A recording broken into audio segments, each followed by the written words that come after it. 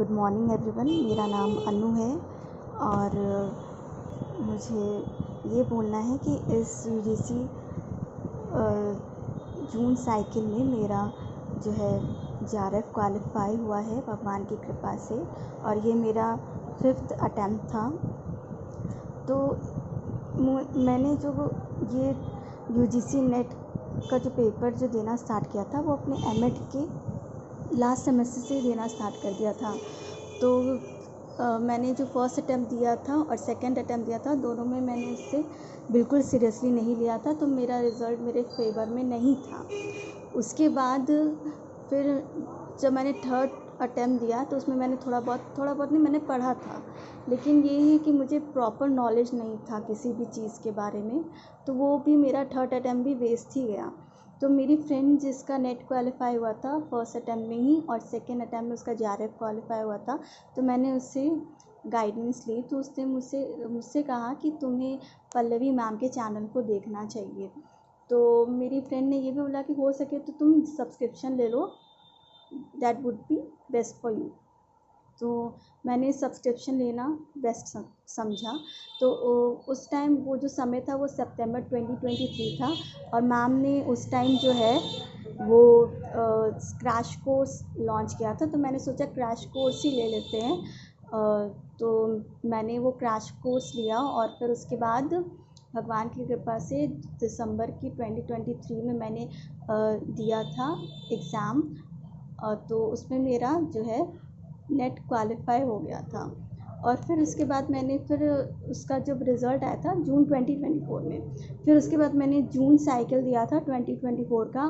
उसमें भी भगवान की कृपा से मेरा नेट क्वालिफाई हो गया था, लेकिन मैंने वो जेआरएफ के लिए दिया था।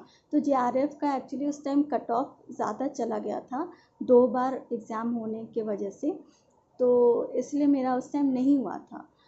लेकिन फिर भी ये है कि मैम के नोट्स को जो मैंने सब्सक्रिप्शन लिया था तो वो वर्क किया था उस टाइम। फिर उसके बाद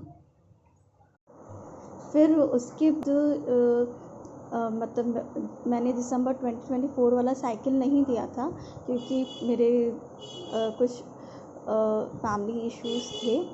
तो फिर उसके बाद मैंने ये जो हमारा जो हुआ था एग्ज़ाम जून 2025 साइकिल, उसमें मैंने देने को सोचा जेआरएफ के लिए, और उसके लिए मैंने कोई अदर सब्सक्रिप्शन किसी चैनल का नहीं लिया। मैंने पल्लवी मैम के नोट्स से ही उसे पढ़ा और उसे फॉलो किया, और फिर उसके बाद भगवान की कृपा से मेरा जो है जेआरएफ भी क्वालिफाई हो गया।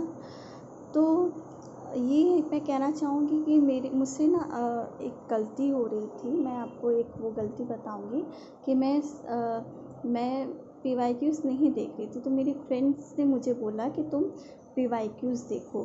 तो फिर मैंने PYQs देखना स्टार्ट किया, और फिर उसके बाद आप अगर आपका 2-3 नंबर से रुक रहा है जेआरएफ, या 2-3 क्वेश्चन से रुक रहे हैं आपके जेआरएफ, तो आप एनालाइज़ करें कि आपकी गलती कहाँ हो रही है, आपसे गलती कहाँ हो रही है।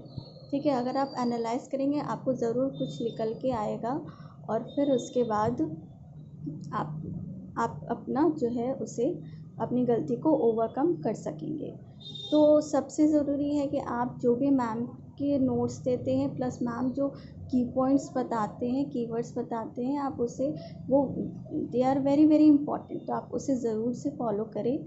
और फिर PYQs देखिए और मॉक्स दें, वो बहुत इंपॉर्टेंट है। मैम के अगर आप प्लेटफॉर्म को ज्वाइन करते हैं तो आपको कहीं जाने की कोई ज़रूरत नहीं है। मैम सब कुछ प्रोवाइड करवाती है, मैम PYQs देती हैं, मैम मॉक्स भी प्रोवाइड करवाती हैं, प्लस एक अच्छा क्वालिटी मटेरियल भी आपको प्रोवाइड करेंगी। तो आई वुड रिकमेंड यू कि that you should buy Pallavi ma'am's tutorial. तो आपको मतलब कंटेंट उनका परचेज़ करना चाहिए।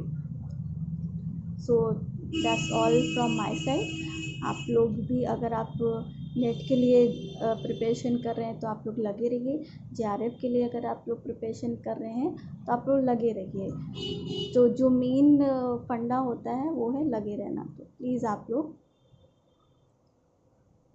ये चीज़ों को फॉलो करें। Thank you, that's all from my side.